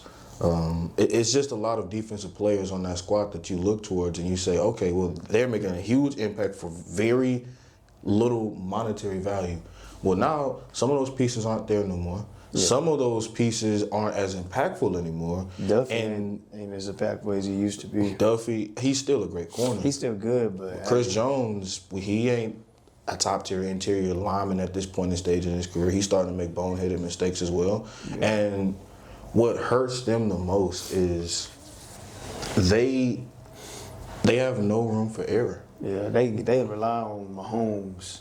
Like, they're very reliant on him. But I think he controls their destiny. And I think that's probably the scariest thing for Kansas City fans is like, it ain't too much better Mahomes could play right now. He playing good ball. That's honestly. What I'm saying. But they're losing those games. I heard a great point. It was like, the mistakes that we expect every team in the NFL to make except the Chiefs are starting to fall to those mistakes. Those one-score games that they went undefeated in, now they're starting to flip onto the other side of the coin because now they're losing these one-score games. Yeah. Losing to the Broncos, losing to the Cowboys, losing to the Jaguars, losing to the Bills. Like, at a certain point in time, all dynasties must fall. I don't know if their dynasty is completely over just because they missed the playoffs once, but it could be the start of someone trying to be able to take the throne for the NFL. For the AFC West, and it's up for grabs, honestly. Yep. What's your reaction to CP3 being sent home in the middle of the night on the Clippers road trip? Professionalism at its finest, but I mean, what's new for the Clippers? I think you knew what you signed up for. Despite CP3 going on his last, he announced it was his last season. You don't do that to CP3, man. Like, at the end of the day, like, he came to the Clippers to retire for a reason. He would probably be the most memorable. I mean, I guess the Clippers. I mean, you could argue the Hornets. I mean, he was really good on the Hornets. He was. But Lob City was, man. Different. Him, Blake Griffin, DeAndre Jordan, Jamal Crawford. So that's what I'm looking at. I'm like, to say that Chris Paul gave y'all 6 great years, gave the city hope. I mean, he turned y'all up. I mean, from that to he's being released in the middle of a road trip. Not even cut, mind you. He's still on the team. He was just sent home. But obviously now they're talking about like, we're going to sit down with him and go over next steps and things of that nature. But from what I read from the reports, it said that Chris Paul was obviously being Chris Paul. But at the end of the day, you're not star player of the team, Chris Paul. You're 40 years old close to the end of the bench. Some nights you might not play Chris Paul. So his message isn't basically being received in the same, I guess, manner. yeah. So it'll be different. It's like, shoot, the star player and you got the bench warmer screaming out the same things, and you think they finna listen to you over a guy like a James Harden. He was ruffling feathers on every single level. I mean, him and Ty Lue wasn't even talking for weeks prior to this. So, like, Crazy.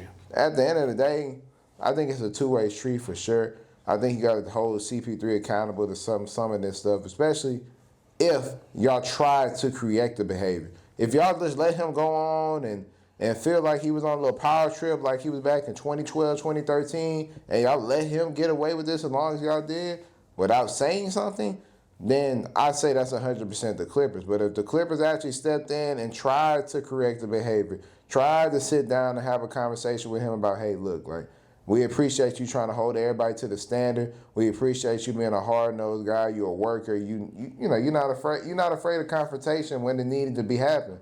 But you need to take that step back. You need to relax. It's like we already 5-16, and he was getting decent minutes before he got completely took out that lineup. So I just feel like at the end of the day, man, the Clippers, I mean, it's a poverty organization. It's a reason why they only been to one conference finals, 0 finals. They don't got too many guys retired in the organization, and you can see they don't treat their players right whatsoever. I mean, I'm low-key would be shocked if Chris Paul gets his jersey retired with them after all of this, and I don't know if he'll want to show up after that. So, I mean, it was just a very unfortunate situation for Chris being sent home, and hopefully one of these contenders have the cap space or a roster spot for Chris Paul, because I feel like he could make a decent impact on a contending team, a really great impact on a rebuilding team that just needs some veteran leadership to push their young guys over the edge. Yeah. No, it's crazy. it's crazy. The Clippers are just proving to everybody why they're similar to the Cleveland Browns and the Raiders and the New York Jets and the Washington Wizards. They're just a bad franchise, and they just pour from top down. Now, they may not perform poorly because they have some level of cachet. We've seen the Lob City era. We've seen them boys go to their first ever conference finals appearance with Kawhi and Paul George and company. We've seen this team be competitive in multiple years in the 21st century. But, I mean, shoot, just this year alone, the Kawhi Leonard situation, the situation involving them getting finessed by OKC to the point where they might potentially get the number 1 overall pick, and now taking debatably the best player in team history and treated him to this degree in his final stages of his career, it's degrading, and it makes no sense. We don't even got to mention the situations that involved, what was that owner's name that got banned? You know what I'm talking about? Not Steve Ballmer. He the owner right now, but that dude that ended up getting banned because of his comments. You talking about? You know what I'm talking about? I forgot his name, but no, I forgot his I have to name. get a reminder. But it just gets to a point in time where the Clippers, they just continue to show their hand, and what they have in their hand is just a bunch of BS. Like, let's just keep it a rack. Like, CP3, we're not saying that he's the CP3 of old. He's not Hornet CP3 that was in contention for MVP. He's not the original Lob City CP3 that had the Clippers competing for a title. He's not the Rocket CP3 who was debatably a catalyst of probably the greatest team to never win a title. He's not the CP3 that was out there mentoring the guys like SGA when he first got into the league. He's not. He might be closer to the CP3 that we see from the Warriors. But at the same time, it's like you can't treat a man like this when he's done so much for your franchise. Even if things are going south for a squad that has nothing to play for, you still have to show some level of respect and give that man his flowers to everything that you did for him on the court.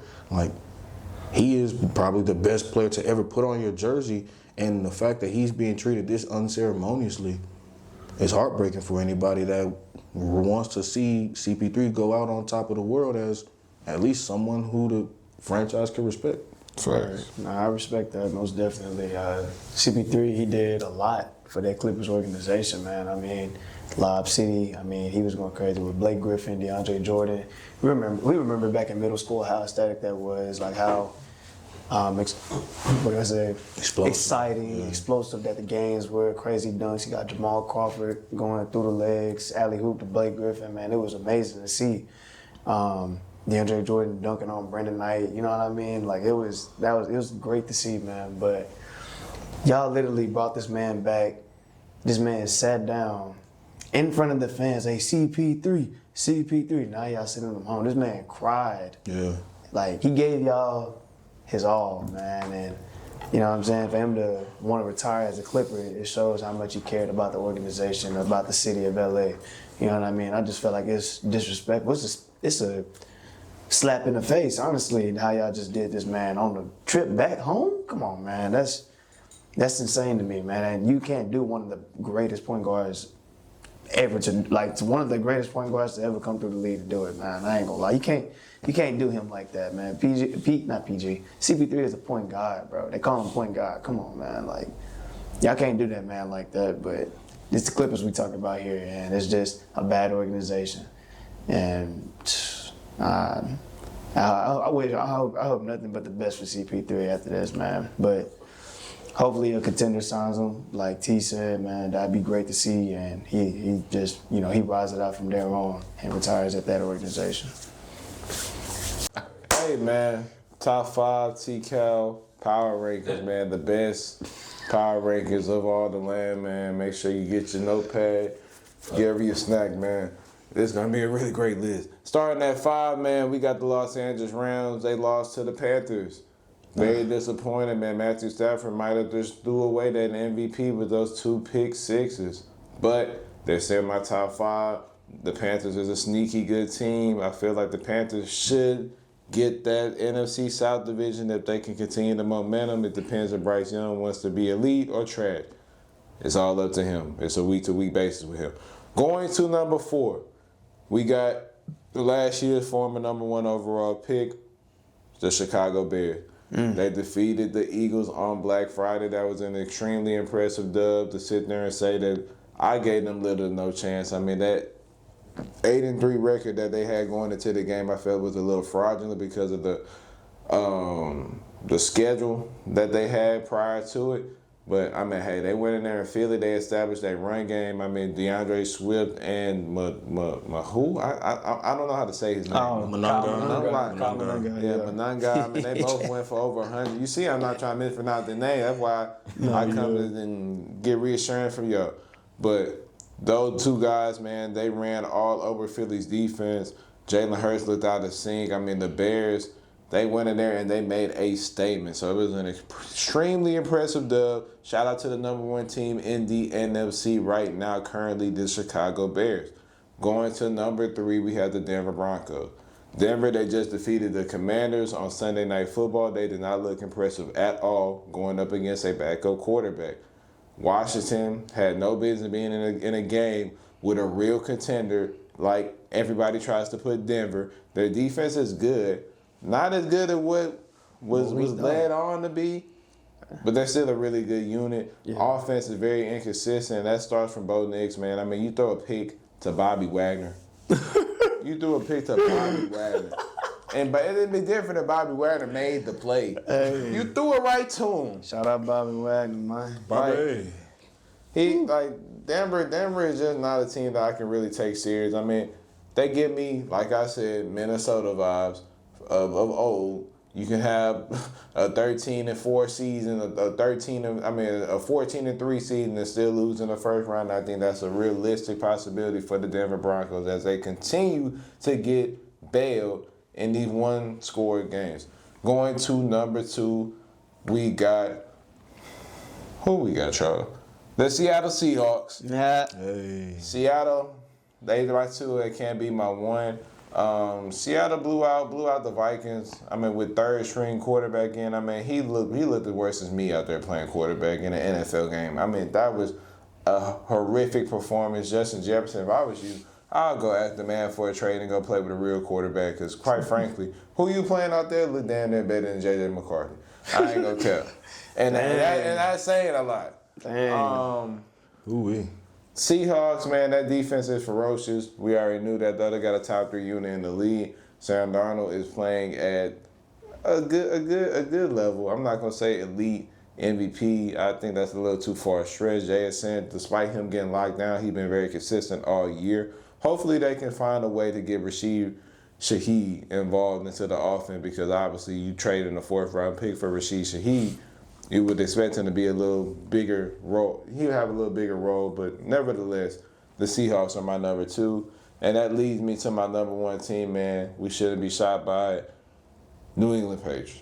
New England took care of business on Monday night against the Giants. But despite that, man, they've been really consistent all year long, despite the strength of schedule. Drake May is playing like the MVP of the NFL right now. Matthew Stafford made it clear that he didn't want the reward, so he made sure to give it to his rightful owner, and Drake May. There you go. That defense is ferocious. That special teams is very dangerous with Marcus Jones back there returning kicks. I mean, he's been doing it since U of H. I mean, hey, real ball knowers know Marcus Jones from U of H, DB/wide receiver. Yeah. That offensive line is missing Will Campbell, but he'll be back soon enough.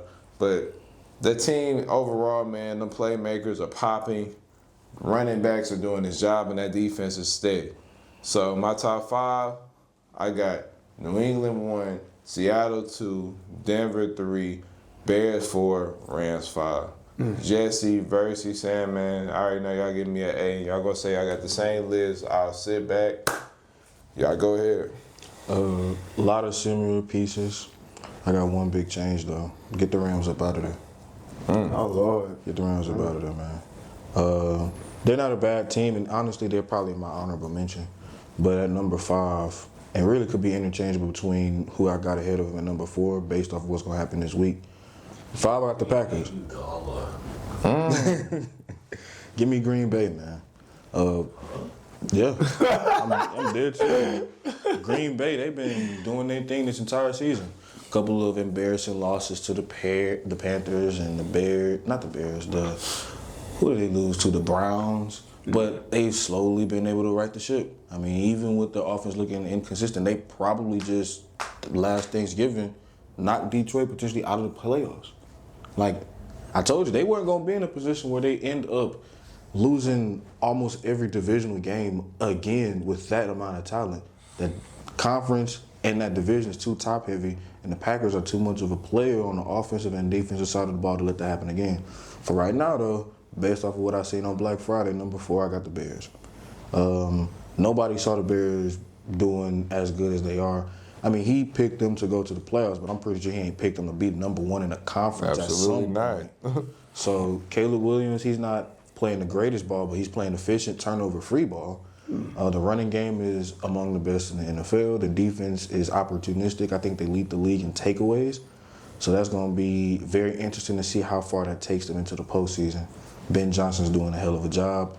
Maybe Coach of the Year may not be as wrapped up by Mike Vrabel as we thought. Number 3, I got the Broncos. I guess I'm not really too shocked at the fact that they won the game against the Commanders the way that they did. Why? Because like I said a while ago, they win ugly games. They don't win pretty. Every game is going to be close. Every game is going to be gritty and grimy, and they're going to have some close calls, but they're among the most clutch teams in the NFL. Bo Nix went into that overtime drive and led a touchdown drive in, less than 5 plays? Yeah. And the defense, even though they let them drive down the field, the Commanders wanted to take a gamble and steal a game at home with all the momentum. And you want your best unit out on the field whenever the game gets tough. The best unit was out on the field for the Broncos, and they made a play. And that's all that you ask for from that defensive unit. Number 2. God dang Benito. Yep. Number 2, give me Seattle. Told y'all about it since before the start of the season. And they're going to be in a position, especially with the Rams slipping up to, like I predicted, play for the number 1 spot in the division, possibly the number 1 spot in the NFC. The offense looks tremendous, even with JSN having a down game. The defense looks amazing, 0 points allowed. It's against the Titans, but at this point in time, not the Titans, the Vikings, but at this point in time, that's still an NFL team. Got to show some respect whenever you do. And number 1, of course, the Patriots. Drake May's playing at an unbelievable level. The defense is hard-hitting and fast. and they probably have an all-pro special teams unit player in Marcus Jones for sure. One thing for sure is not the kicker, because that kicker, man, sold me my parlay. Longest kicker, 43 and a half, man. Cam told me to take the kicking points. That dude kicked for, I think, about 13 kicking points. Like, and then he missed the longest field goal of 44 yards. Like, you can't make it up. Well, he told you to take the kicking points. Yeah, so shout out Cam, of course. For me, okay. My honorable mention team, I'll go at that number 6. I'll go to Texans. I like how they're looking. I'll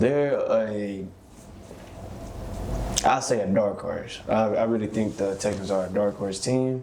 So I can throw them in at a 6. That defense is electric. Offense is coming together. CJ's looking pretty good again. So shout out to the Texans. 5.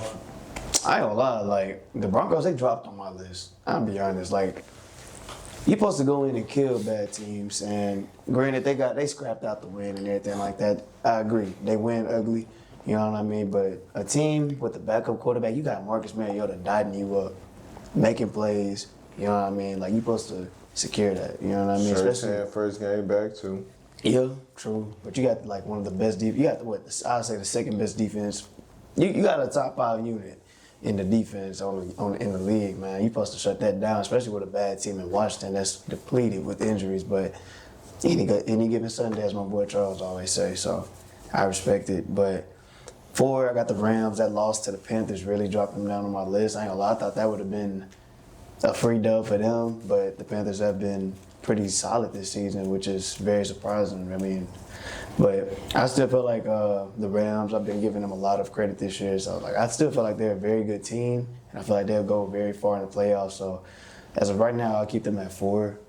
3, I got the Bears. Ben Johnson has them looking amazing. I mean, I wish the Chargers hired them. We interviewed them. But, I mean, no disrespect to Jim Harbaugh. Rock with him. But Ben would have been a crazy upgrade. But shout out Ben Johnson. He has that team looking very electric. Caleb Williams is playing better. This is this is year 2 for him, correct? Yeah.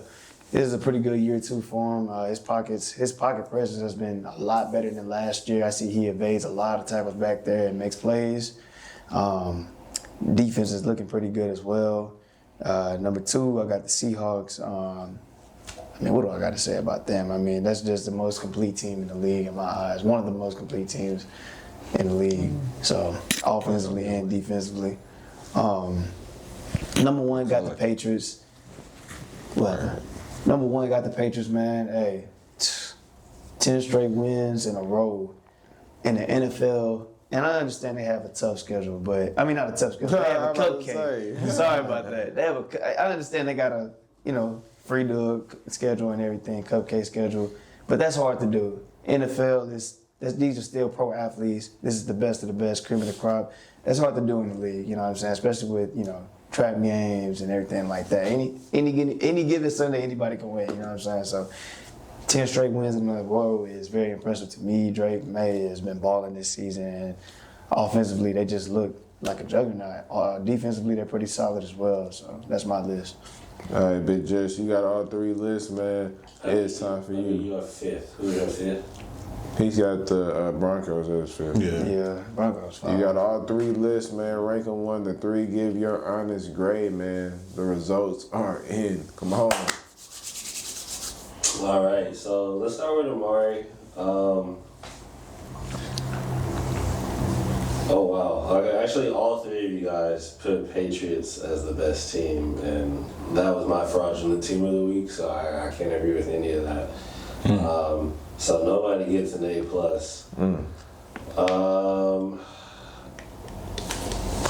I would have liked... I appreciate Amari for ranking the Bears the highest at 3rd, which I feel like really is where they belong, because like they've showed that they can hang this season, but I don't know about number 1 team in the league. And then Charles, I'm gonna go ahead and give you a B-. Just for putting Green Bay in the goddamn list. What? Green Bay. Okay, I'll be nice. You're getting a B plus. You're getting a B. You're getting a B. You're getting a B. Final answer. No cheddar cheese for you. So you already on from that matter whooping you took. And then You. yeah, Broncos, Rams, Bears, Seattle, Patriots. I'll give you a B plus. I'll give you a B plus, Maury. I take a B plus, yeah. And then Tyler. I like your list. I wish you would have switched Broncos and Bears. I don't like Patriots at number 1. I can't give you the A because you got the Patriots at number 1. So unfortunately, you and Mari share that B plus. So I guess we tied. Todd. We tied.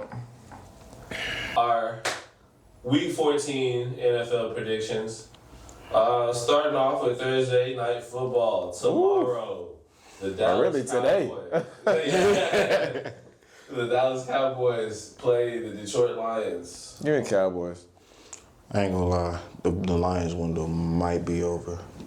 Especially with Frank Ragnow not coming back. Give me Cowboys. Give me Dallas. Okay. Give me the Cowboys. Yeah. What's crazy is they'll have really the same record if they win. That tie is kind of saving them. Correct. Yeah. Okay, moving on to Sunday. Our morning games starting off with the Commanders versus the Vikings. Oh my God, that is an awful game. I think JJ's coming back, so. Give me the Commanders. Still Commanders. Mariota gonna take a man. You know what? Show me something, nah. Take a man. Show me something nice. Show me something, nah. Pause. As I said, the meme of social media for being trash. 9. So Joe Burrow. Nah, Drew Brees. You know what 9 we talking about? They got a 9 in every color. You seen it? Perk. J.J. McCarthy done been in every jersey color from the Bengals to the Ravens to anybody who playing bad, he the meme now. I'm talking about some 9.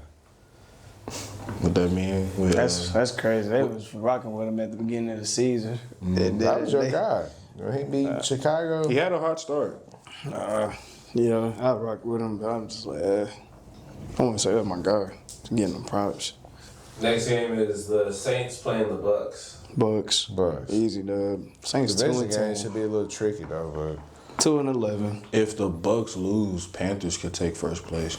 Man, I feel bad for Saints fans. They've been in poverty for so long. Buccaneers better not lose this. No, they're not gonna lose, but hey, division game. we thought that the Panthers were gonna lose to the Rams last week. True. Next game is the Dolphins playing the Jets. Bro. Let's go Vaughn. Let's go Vaughn. Go Dolphins. Go Dolphins, man. You got 1,000 rushing yards, too. That's hard. He probably gonna finish with 1,000 receiving yards too. Hey, where is he at on it though? He He should be north of 500. The amount of times they throw the ball to him. Nah, he getting fed, that's for sure. Alright, next game is the 6-6 Steelers play the 6-6 Ravens. That's a coin flip. I'm not gonna hold you because I want the Steelers. it don't matter who. Like Lamar hasn't been playing good. We can keep it right. You said the who? Steelers versus who? Ravens. Oh, give me the Ravens. Oh, my God.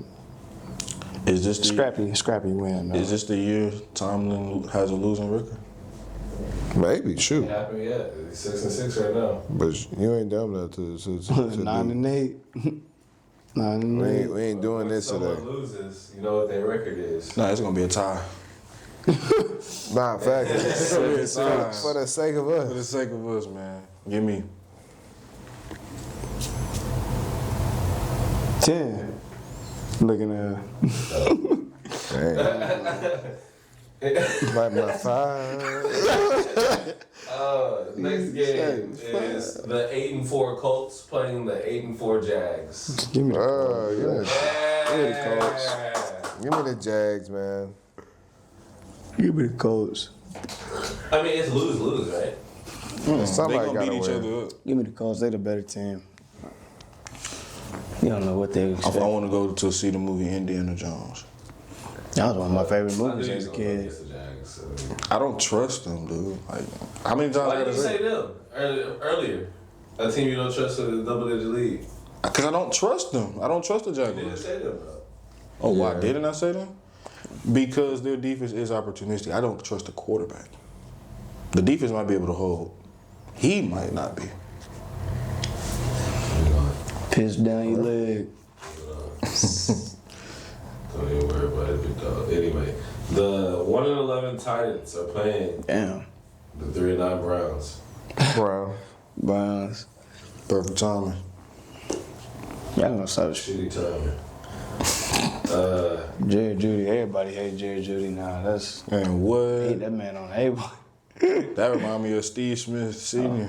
I'm sorry that you're just an average guy. Hey, he cooked him bad. I say, ooh, that was bad. The Seahawks are going to Atlanta Seahawks, to play the Falcons. Seattle, easy. Seattle. The Bengals travel to Buffalo. You know what? Give me Joe Shiesty. Bengals. Give me Joe Shiesty. That's a heck of a game, though. Bills are going to be fine regardless as far as making the playoffs, but let's make the AFC North interesting. And we're not worried about the Bengals defense. Well, Did we forget that the Bengals have to play defense? I'm worried about Josh Allen getting back to that roller coaster of turnovers. Bengals defense. Dum dum dum. Josh Allen turnovers. Bengals got the better Josh quarterback. Allen turnover? That was your response? He been Josh Allen, former MVP. Worst, arguably like bottom 5 defense in the league. Yeah, and then Lamar Jackson's a 2-time MVP, and he hasn't thrown a touchdown in a month. We're gonna see on Sunday. Damn. Like, what we? Injury? And we're gonna see on Sunday. He healthy now. You gonna use an injury against him? I'm saying if he's not able to, like, when you're on the field or on the court, nobody cares. If you're on the court, you're expected to play. You're expected to be your best. Wemby hasn't scored 20 in like a week, bro. How many times are you gonna refer to that throughout the course of the season? Like in the future? Your argument. No, exactly. Are you going to look back on Wemby later on down the year? You see his averages down from where they were last year. You're going to think to yourself, man, if it wasn't for that couple week stretch where he was fresh from an injury, is that something you're going to do years down the road? Dang. I promise. For Josh Allen?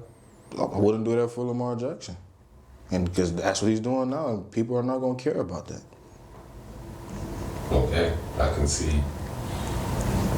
But tell me what you think about the 10-2 Broncos playing the 2-10 Raiders. Broncos. Broncos easy. Ravens awful. I think it's just The more. Raiders are. Go ahead, get ready for Who you that second trust pick. more, What? Bo Nix. Trevor Lawrence or Geno? Oh, Nah, look at me. It's kind of only one answer. Oh, not in the video, a little short. If you made it to the end of the video, make sure you like, comment, and subscribe. That's great. So he really quarterback number 30 to you. Gino ain't 30. Trevor's 30 to you. It's 30 or 32. It's 32. Trevor's is 32 to you. He ain't 32. He better than a few guys. Shit, he beat He's us. at top 24. Yeah. He 25. 25. The next game is the Bears playing the Packers. That's gonna be a real. Hey, Mike, Give me the Bears. They hot right now. give me Packers. Give me Packers, man. Come on. I told y'all from week 1. The Bears. Next game, we have the Rams playing the Cardinals. Rams. Easy. And then our Sunday night game, the Houston Texans play the Kansas City Chiefs. Hey, we got In Kansas City. we got one person he rooting for us because he want the Chiefs to lose. We got another person that he don't care because he already got draft pick secured. And then you got Still gonna be ass. no, he's not gonna be bad for another year. But then we got me, the only Texan fan in this building outside of Big Jets, of course. Mind you, Give me my I Texans, baby. Let's go. mind you, Let's work. I I have season tickets. It's work. I have It's season work. tickets. I got season tickets. I ain't been to a game. Dang. So show me the I'm season. lying. I'm lying right here. I ain't got no season tickets. Give me the Give it to Texans. Donated to the Texans. Yeah, yeah. And then Monday night, we have the Eagles playing the Chargers in Los Angeles. Oh damn, we played them at home. Dang. Both teams are eating. Is that really a home game? Give me the Eagles, man. It is. It's just, hey. I think it might be a Philly blowout, just off of the fact Herbert coming off a hand surgery. Like I'm like, Oh, is he playing? Yeah, he playing with a cast. Oh, he not. That's so stupid. He was playing with that last He week, not wasn't he? playing with. No, he Nah. just had a glove on. Yeah, he glove. still threw 2 tuds. Easy. Wow. I thought that He looked is like a a cast on dog. He camera. ain't, I'm not he ain't gonna lie. CJ. Go down with a concussion and can't get up. And he gon' Oh, he just a dude that. I forgot Herbert. Oh, I forgot. I'm playing. Nah, it's cool. I forgot he a dude that could walk into a game perfectly healthy and throw 4 picks. Hey. I mean that's Herbert for you. Jay What can I Herbo. say about CJ? 27-0. Hey, he don't Walk him down. Walk down. Texas Walk Rangers. down. That's Herbert. Stroud the only person I know that can get know the replaced by defense- Davis Mills. You know what the defense did to the Chargers? We control the traffic. Hey, oh God, them say Chargers trash. That's what they doing to Herbo. Give me. He still played good with a broken finger. He played good last week, but give me the Chargers with an upset. Give it down about the Eagles. Don't care how good they are. I hear you. So y'all both got the Eagles? Nah, I got the Chargers. I actually want to see the Eagles, Hopefully, what they I'm- look like when. I'm in this optimistic though. So Give me them Eagles, man, because the worst case scenario, shoot, we need to get that wild card. Shoot, Chargers, they can chill for this season. Oh, trust me, I'm banking on another team to fall. Jacksonville. Hey, come on, man. Oh, that was the Monday night one, huh? Oh, man. Yeah. So with that being said, man, that is a conclusion of episode 80 of Check the Stats, man. If you made it to the end, make sure you like, comment, subscribe. We appreciate everybody who came to the live, dropped a comment. I know it was a late stream, so I know a lot of people got bedtime, people got work, people got school, people got obligations, so we Sure, we do, understand. too. But if you Sure, made we it do. to the end, we appreciate your support, man. Make sure that you spam episode 79. That episode just came out today. Make sure that you comment your favorite part of the video, DM us for any video that you want us to make. Outside of that, Big Jess, Versi, Salmon, we appreciate y'all for doing your weekly service on this great podcast, man. We're going up from here. Be on the lookout for our clips on all social media pages, man. So without further ado, Big Verse, floor is yours. Hey, man. We might be on the brink of the end of a dynasty. And I think everybody in this room can rejoice. Because Sunday, we might be in a front row seat to watch the funeral of the Kansas City Chiefs. And if that happens, then best believe everybody in the world outside of KC fans finna be turned up. And at the end of the day, that's what we all want to see. That's what we all love to see. And everything I just said is facts. And if you ever need them facts, be like me and check them stats. signing out.